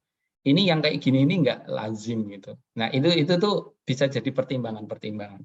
Yang keempat terakhir itu inovatif. Jadi kalau bisa ya di-improve gitulah ya, dilakukan improvisasi. Jadi apa yang menjadi uniqueness, jadi apa yang menjadi keunikan dari daerah Bapak Ibu. Karena ini yang akan menjadi strong point siapapun Bapak Ibu nanti evaluatornya gitu. Baik yang sudah sudah senior, jadi kan ada 5-6 kampus yang terlebih dahulu ya belajar tentang SPBE dengan Kemenpan. Ada juga sisanya 19, total sekarang ada 25-an. Itu yang baru, tetapi ini tidak mengubah ekspektasi, karena kemarin juga ketika ada hal-hal yang sifatnya mandatori oleh Kemenpan ya semua diveto oleh Kemenpan. Jadi itu Bapak Ibu pesan saya. Jadi sebelum saya masuk ke ini ya, saya sudah bisa share screen ya Mas Radit ya. Sudah Pak, silakan. Baik, sudah terlihat? Sudah Pak. Baik, G. Sebenarnya kuncinya di sini Bapak Ibu di Kepmen 962 ya 2021 pedoman teknis. Kalau membaca sekitar kalau nggak salah 200-an halaman gitu. Tetapi saya yakin mau tidak mau ini tim Bu Ida di Kabupaten Bantul dan tim Bapak Ibu pun pasti sudah mencicipi lah ya pedoman teknis pelaksanaan pemantauan dan evaluasi SPBE. Karena apa? Karena ini sifatnya general, dan kalau kita tidak mengikuti kaidah-kaidah yang ada di sini, ya secara standar ini sudah di luar pakem dan ini bisa berpotensi untuk menurunkan level kematangan yang ada di IPPD Bapak Ibu sekalian. Saya bagi menjadi 4 hal per domain saja Bapak Ibu, secara umum, unsur data dukung dan cakupan aktivitasnya. Jadi kalau kita lihat ini kan domain lama ya, kebijakan itu di domain 1 dan aspek pertama. Itu sebenarnya kalau kita bicara tingkatan kenapa gambarnya melingkar, ada kunci karena ini kunci yang harus diperhatikan gitu. Kemudian 1, 2, 3, 4, 5 melingkar ini sebenarnya menyimbolkan bahwa ini sebenarnya siklus yang tidak ada matinya. Continuous improvement akan selalu terjadi di dalam ini. Baik itu nanti ketika Bapak sampai ke level 5 paripurna, bisa jadi ngedraft lagi, mengkonsep lagi, kemudian muter lagi ke 2, 3, 4, balik lagi ke 5. Inilah semangatnya sebenarnya kalau kita bicara SPBE itu kan kayak standar ISO seperti itu ya. ISO apapun lah, mau 31, mau 27, series 27.000 maksudnya, 31.000, ada ISO 9001 dan seterusnya. Banyak sekali standar-standar pedoman yang bisa diikuti dan ini pasti siklusnya akan balik lagi. Tetapi juga ada siklus yang biru, istilahnya ketika kita tidak, wah mungkin secara konsep, secara perubahan itu tidak mayor, tetapi kita lebih pada melengkapi saja dari hasil review yang secara berkala. Seperti itu. Kalau di domain lama kebijakan, tentu perubahan peraturan daerah, perda, pergub, mungkin pergub, perbub, atau perwali itu jauh lebih tidak butuh waktu yang lama ya dibandingkan peraturan daerah. Karena ini harus melalui tahapan-tahapan yang panjang dan masuk ke anggota dewan. Nah, ini mungkin nanti bisa dibagikan dan bisa dipelajari Bapak Ibu, nanti juga bisa dikonsultasikan jika memang ada, monggo nanti diketik saja di chat Zoom ya. Mudah-mudahan waktunya cukup, kalau tidak nanti biar dijawab oleh teman-teman Digitama, nanti oleh Mas Radit, insya Allah bisa. Ini ada mulai dari mengkonsep ya, draft. Jadi kalau tiap level itu kita sudah perhatikan kaidah-kaidah yang ada di Kepmen 962, kurang lebih akan mengandung unsur-unsur ini Bapak Ibu. Kalau di 2 itu belum lengkap cakupannya. Kemudian kalau sudah lebih luas lagi, itu masuk ke level 3, level 4 pasti sudah ada review berkala, cakupannya tentu sudah lengkap, karena ini tidak bisa level 4 kalau nggak melalui 1, 2, 3. Nah ini saya kalau bisa bilang celakanya ya, evaluasi kemarin beberapa yang ada di lokus kami, di grup kami di UGM itu juga rata-rata itu tidak mendeskripsikan dari level kematangan terbawahnya. Jadi ujuk-ujuk ya, tiba-tiba itu masuk ke klaim level 4 tetapi tidak dijelaskan satunya bagaimana atau 2-nya gimana, 3-nya, dan akhirnya diklaim menjadi 4. Nah sayang sekali juga banyak yang 5 tiba-tiba gitu. Dalam 1 tahun kebijakannya keluar langsung 5, itu hampir tidak mungkin. Nah ini yang perlu menjadi perhatian Bapak Ibu kaitannya dengan bukti dukung. Nah kalau kita bicara kebijakan, tentu kaidah penjelasannya ini sudah sangat jelas di Kepmen 962 ya, ada di halaman 171, nanti bisa dilihat. Saya tidak akan menjelaskan tingkat per tingkat, tetapi di situ juga sudah sangat clear. Kalau Bapak Ibu menjelaskan dengan mekanisme yang ada di situ, dengan redaksi yang ada di situ, itu hampir pasti sangat memudahkan evaluator, jelas ya. Dan evaluator itu ketika di pointing itu sangat clear, sehingga kita itu kecurigaannya terhadap data dukung yang Bapak Ibu berikan itu tidak tinggi gitu. Karena rata-rata kalau hanya misal lah ya, kebijakan arsitektur itu ya dilampirkan saja ada peraturan bupatinya, tetapi tidak ditunjukkan ada di pasal berapa, yang bunyinya bagaimana. Di data dukung lampirannya juga tidak di-highlight. Nah, celakanya itu data dukungnya formatnya image. Wah, ini kan di-scan gitu nih. Kadang juga salah kaprah. Mohon sarannya juga bukti dukung yang relevan dan juga jangan lupa formatnya OCR. Kalau formatnya data lama ya, misal kalau peraturan itu di bawah 2018 sebaiknya diimprove, ibaratnya diperbaiki dengan peraturan bupati, peraturan gubernur atau kepala instansi pusat, atau SK juga sebenarnya cukup, karena untuk mengatur di dalam saja. Seperti itu. Hindari juga narasi-narasi yang tanpa data dukung yang jelas gitu ya. Karena kalau kebijakan seringkali ya makin banyak, mungkin ya ini saya berasumsi saja Bapak Ibu, makin banyak data dukung yang dimasukkan, makin bikin pusing evaluator, sehingga kemungkinan besar nilainya gede. Itu malah salah, Pak. Itu berkebalikan. Nah, kecuali mungkin lah ya, ini kan tetap ada saja ya. Mungkin kawan-kawan evaluator yang wong rata-rata itu juga Bapak Ibu dosen gitu, sibuk gitu. Jadi apa namanya? Ya saking banyaknya itu ya nanti jadi kemungkinan bisa kecil banget, kemungkinan jadi seolah-olah meyakinkan. Tetapi kalau Bapak Ibu tanya ke saya, semakin banyak saya malah semakin tertantang istilahnya untuk mengeksplor gitulah ya, mengeksplor. Tetapi kalau bicara di domain kebijakan sekali lagi biasanya saya ngelihat dari peraturannya itu di bawah 2018 atau di atas itu, seperti itu. Karena ini sudah berlangsung lebih dari 3 tahun ya saya pikir. Nah, yang kedua domain tata kelola ini juga lama ya, ada di aspeknya ada di 234. Yang kurang lebih kayak gini, nanti ini juga tidak perlu saya ceritakan satu persatu, nanti sambil berdiskusi saja, tetapi kurang lebih skema yang ada di lingkaran ini sama seperti yang tadi saya jelaskan. Tetapi kembali lagi tata kelola itu kecakupan. Sebagian sudah ada kesesuaian belum, kemudian ini masih ad hoc atau sudah ada aturannya, itu kalau di 2. Jelas kalau 1, tata kelola itu ya masih niat lah. Bahasanya ini kalau sudah niat dapat pahala gitu. Minimal niat itu sudah 1 kan seperti itu. Dulu ada skema 0 Pak, tapi kayaknya apa namanya supaya merangsang kawan-kawan di PPD itu bisa apa namanya punya semangat gitu ya untuk bisa lebih baik dari tahun ke tahun.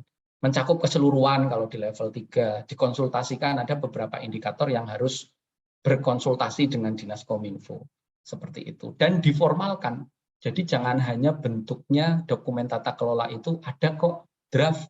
Siapa yang jamin kalau itu kopi tiru, istilahnya studi tiru tadi, kopi, ganti label, terus dikumpulkan gitu. Nah ini yang menghindari seperti itu, kenapa perlu ada formal decision gitulah ya. Jadi entah itu ditetapkan oleh apa namanya SK, Bupati, Wali Kota, atau kepala instansi seperti itu. Kemudian berpedoman dan direview berkala. 4 selalu ada review berkala dan periodik Bapak Ibu dan dikendalikan. Ada beberapa indikator juga di domain 2 ini di tata kelola juga harus melibatkan integrasi karena kalau kita bicara proses bisnis SOP itu pasti harus ada kolaborasi dengan pihak lain dan data dukungnya tentu tidak jauh-jauh dari dokumen SOP, panduan dan teman-temannya. Di 5 tentu selalu ada pemutakhiran, review berkala, dan review berkala, evaluasi berkala pasti kan sudah ada duluan Bapak Ibu. Jadi hampir kecil kemungkinan gitulah ya. Kalau yang memahami tentang 962 artinya baru bikin kok langsung 5 gitu. Kecuali benar-benar sudah dijelaskan ini dulu sudah ngedraft 2 tahun yang lalu karena COVID, karena ada apa namanya realokasi atau ya refocusing dan sebagainya sehingga tertunda 2 tahun, tapi draftnya sudah ada 2 tahun. Asal ada buktinya, sudah maju misal ke biro bagian hukum, tapi belum dicap, belum dinomeri misal. Dan itu biasanya kalau lokusnya di saya, itu ketika sesi wawancara pasti saya tanyakan. Seperti itu Bapak Ibu. Dan gunakan bukti-bukti ya. Kalau narasinya Bapak Ibu nanti bisa apa namanya kopi tiru lah ya, yang ada di Kepmen 962, itu clear sekali, enak sekali. Dan ini bahkan lebih standar seperti itu dan mudah dipahami. Sarannya gunakan bukti pedoman SOP yang tadi sudah dapat legal formal, kemudian notulensinya juga sesuai dengan indikator, jangan sampai notulensi rapat apa, kemudian dijadikan data dukung untuk indikator tertentu yang tidak relevan gitu. Terkadang kalau Bapak Ibu berharap kelengahan evaluator monggo gitu. Tetapi ini semangatnya bukan itu nyun sewu, semangatnya sekali lagi demi kebaikan dan indeks e-government nasional Bapak Ibu. Jadi semata-mata ini adalah demi itu. Ya yang turunannya mungkin kalau sudah masuk ke dalam IKU, Pemda atau dinas tertentu ya saya pikir itu juga akan apa namanya kena dampaknya gitulah ya. Artinya monggo nanti hasilnya pun dari apa yang dipersiapkan ini harus ada relevansi follow up-nya dengan apa yang dibahas.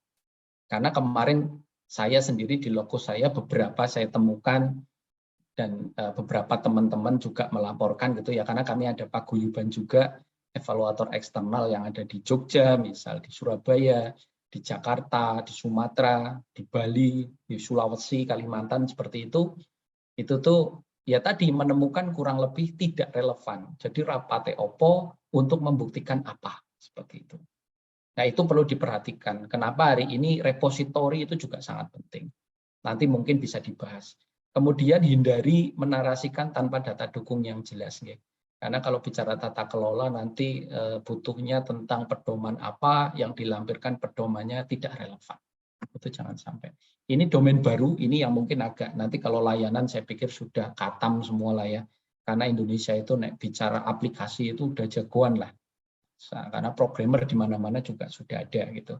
Nah, ini bicara domain baru yang kemarin juga membuat kejeglong itulah ya, bukan terjebak sih, tapi ya jatuh gitu karena memang ini sesuatu yang belum menjadi kebiasaan Bapak Ibu. Bukti dukungnya pun itu masih menjadi tanda tanya lah ibaratnya.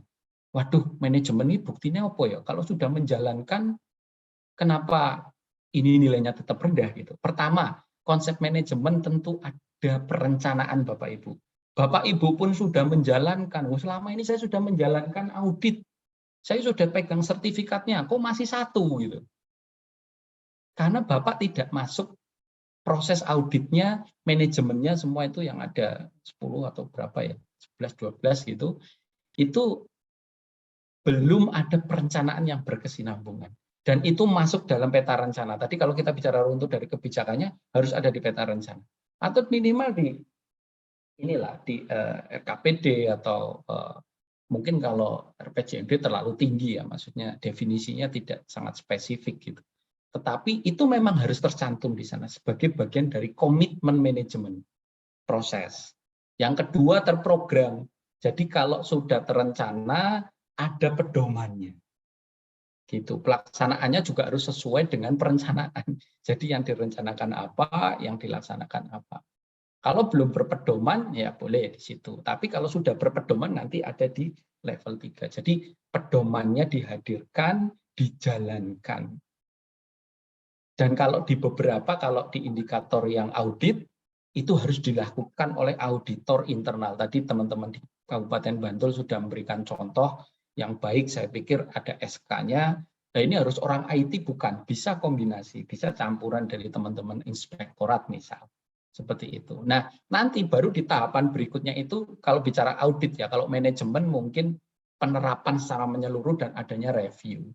Pedoman-pedoman nasional belum ada gimana? Kami tidak punya dong referensi pedoman-pedoman di standar Indonesia misal, karena peraturan menterinya, PM-nya belum pada muncul. Tadi kan Mas Radit juga sudah munculkan tuh Bapak Ibu di Perpres 95 juga sudah jelas ada mandat yang kemudian ditujukan pada kementerian-kementerian tertentu yang harus segera menghadirkan pedoman manajemennya masing-masing. Misal pedoman manajemen layanan itu Dinas Kementerian Kominfo, kemudian pedoman untuk layanan aset TIK itu juga Kementerian Kominfo, knowledge management, kemudian itu ada di BRIN mungkin ya.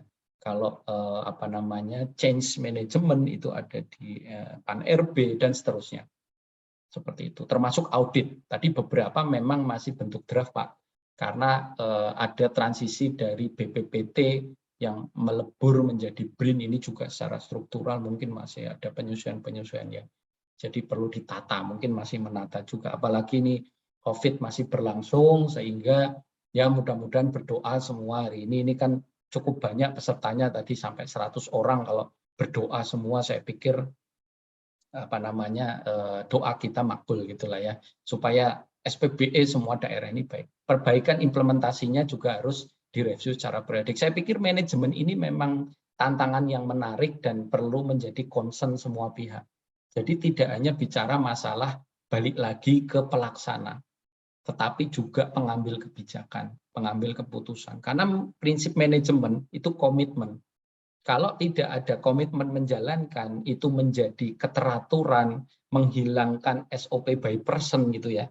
Artinya kalau sudah ada manajemennya berjalan baik kan nggak ada tuh istilahnya, oh indeksnya baik karena kemarin misal si A ada di situ gitu. Tapi si A sudah dipindah karena ya kan ASN seperti itu siklusnya, berpindah lokasi, berpindah SKPD, OPD, tiba-tiba indeksnya ngedrop misal karena memang tidak ada manajemen yang baik, proses manajemen yang baik. Sehingga saran saya ini Bapak Ibu yang pojok kanan bawah, gunakan bukti-bukti pelaksanaan manajemen. Karena tidak semuanya juga bisa dinarasikan melalui verbal gitu. Jadi ada foto kegiatan pasti, ada pedomannya. Tadi kalau pedoman nasional belum hadir gimana? Ya rujuk saja pedoman-pedoman internasional. ISO-nya sudah ada semua. ISO itu sudah ada semua yang ada di domain 3. Kemudian notulensi yang bersesuaian dan hasil tindak lanjut yang relevan dengan indikator yang sedang dibahas.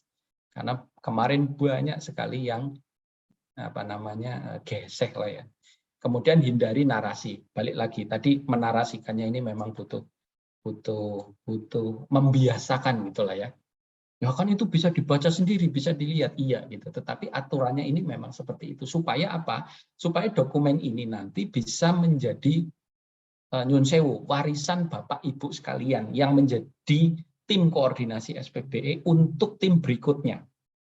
Karena pasti Bapak Ibu kan tidak mau di situ terus gitu. Ibaratnya kan, waduh saya nggak naik jabatan dong kalau saya di situ terus gitu. Harapannya seperti itu.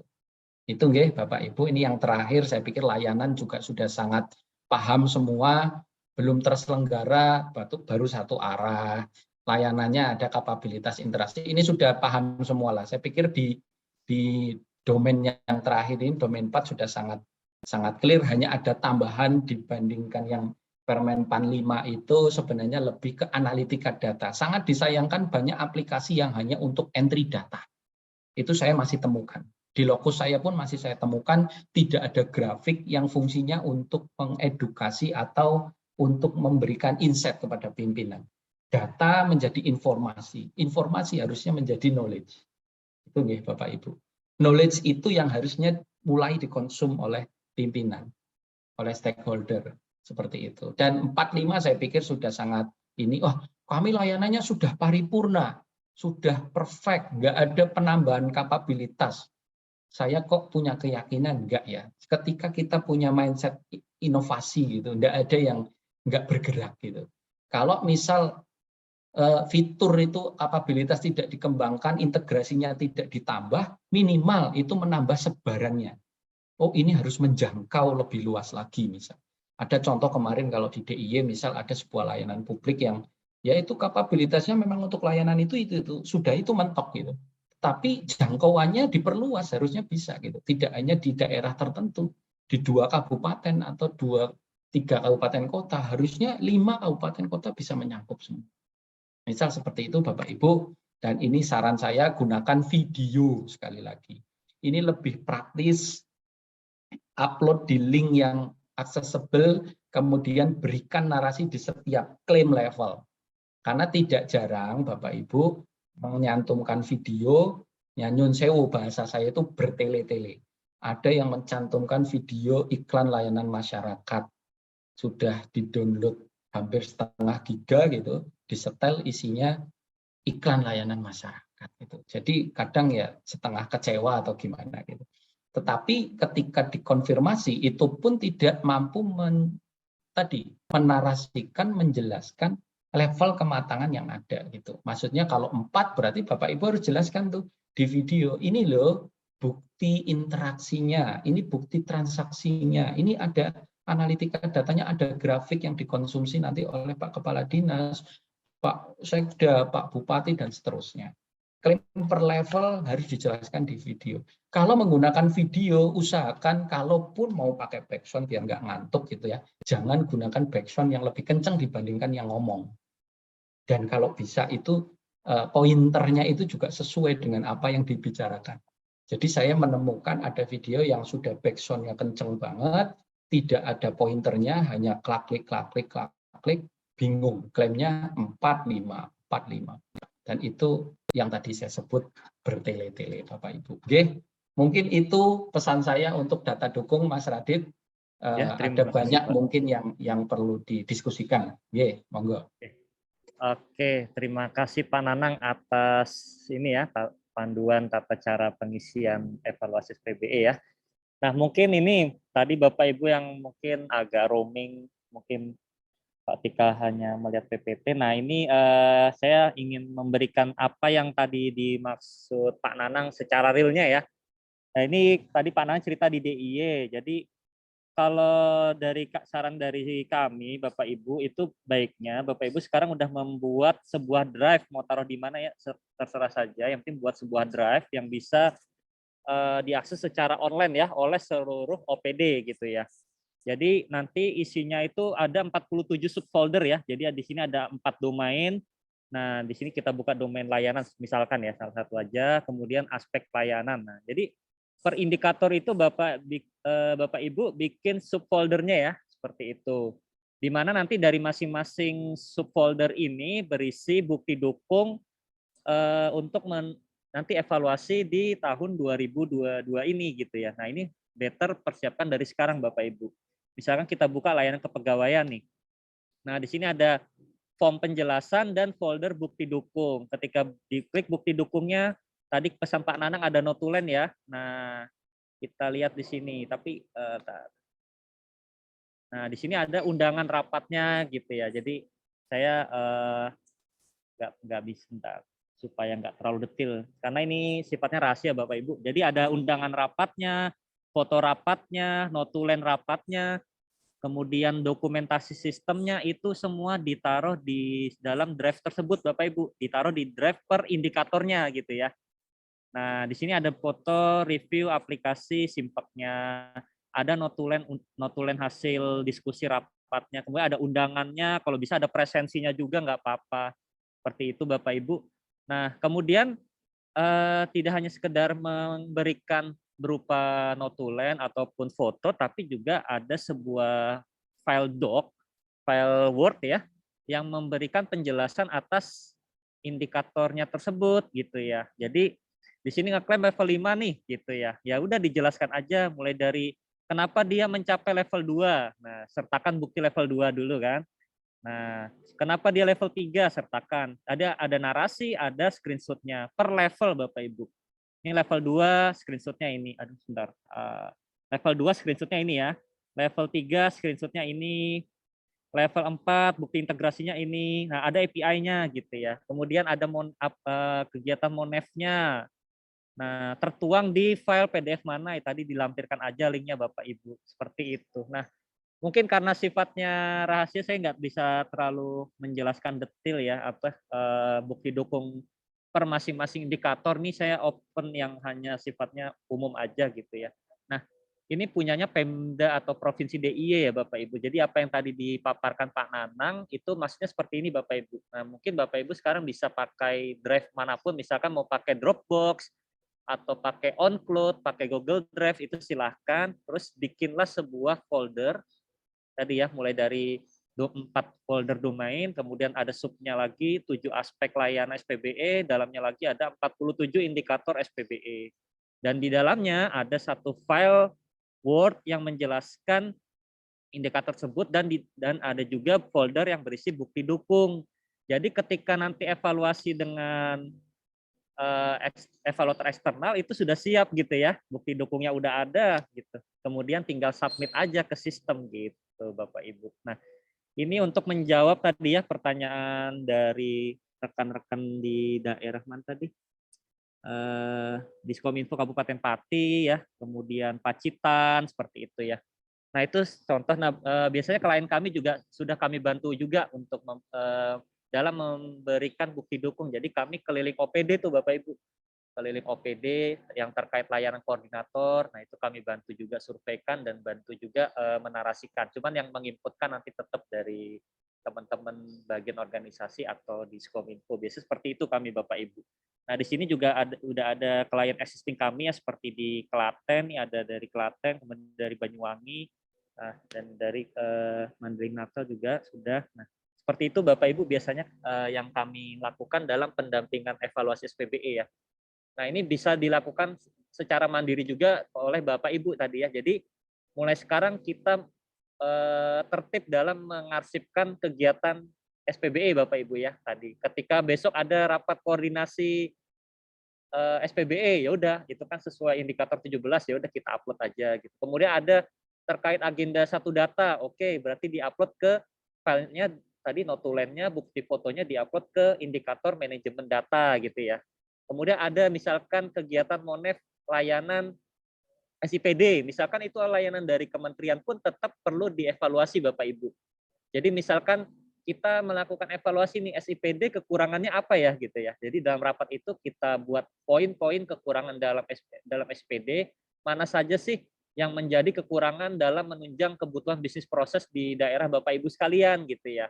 Nah, itu dikumpulkan bukti dukungnya dari sekarang Bapak Ibu, karena nanti biasanya sih di semester 2 itu ya udah akan ada evaluasi lagi seperti itu. Nah, mungkin itu budaya untuk evaluasi SPBE-nya, dan harapannya ini dalam memberikan bukti dukung ini dan mengupload bukti dukung tidak hanya dari satu OPD saja, dalam arti tidak hanya Diskominfo saja, tapi seluruh OPD yang terkait layanan SPBE tadi ya, mulai dari inspektorat, bagian organisasi. Nah, tapi nanti kalaupun untuk di awal-awal ini bisa dibantu oleh Diskominfo terlebih dahulu ya gitu. Sambil memberi pemahaman bahwa SPBE ini bukan hanya ranahnya Diskominfo saja Bapak Ibu.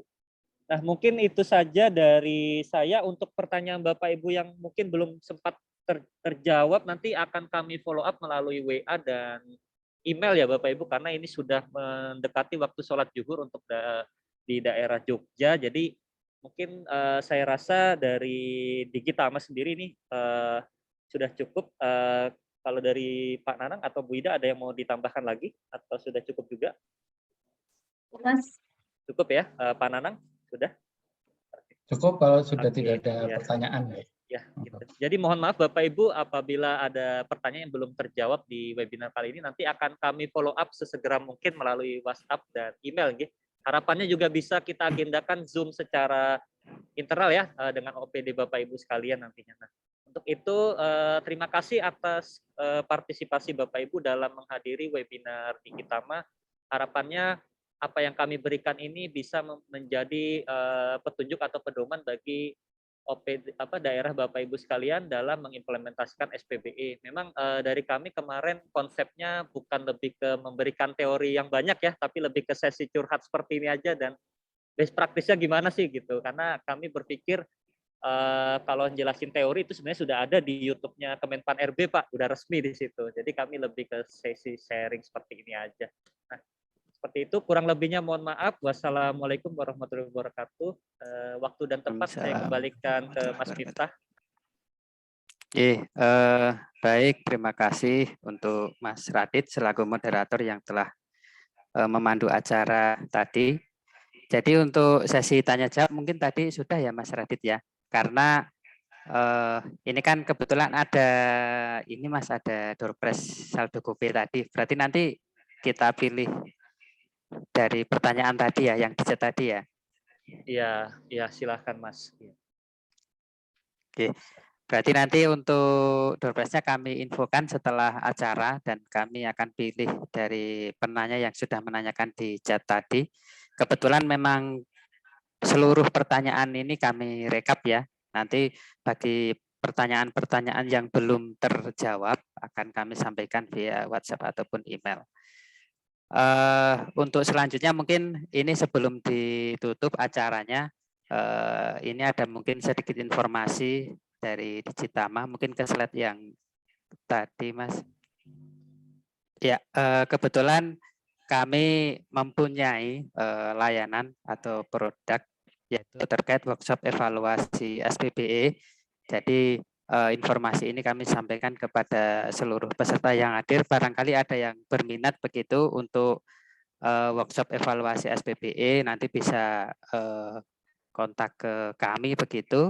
Adapun materinya yang pertama terkait pengantar SPBE, terus metode evaluasi SPBE, strategi persiapan evaluasi SPBE, kemudian yang terakhir ada simulasi evaluasi SPBE. yaitu di domain kebijakan, tata kelola, manajemen, layanan SPBE.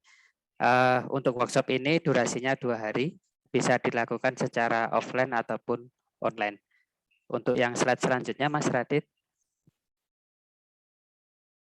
Dan untuk yang terakhir, kami juga ada jasa konsultasi pendampingan SPBE. Untuk ruang lingkupnya, yang pertama kami melakukan edukasi ke seluruh perangkat daerah mengenai tugas dan fungsi terkait pelaksanaan SPBE.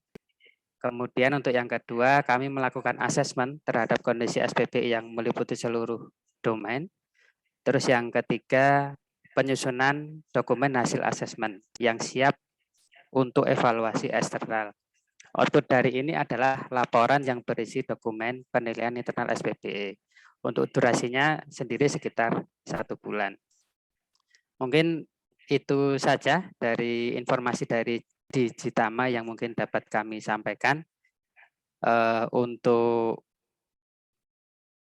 jika berminat ya dari klien dari Pemda bisa menghubungi kami melalui nomor WA yang kemarin saya sudah sampaikan melalui undangan webinar, ataupun bisa mengunjungi situs website kami di digitama.consulting. Mungkin sebelum ditutup acara ini boleh kita foto bersama dulu ya Pak ya. Mohon kesediaannya untuk menyalakan kameranya, kita foto bersama dulu.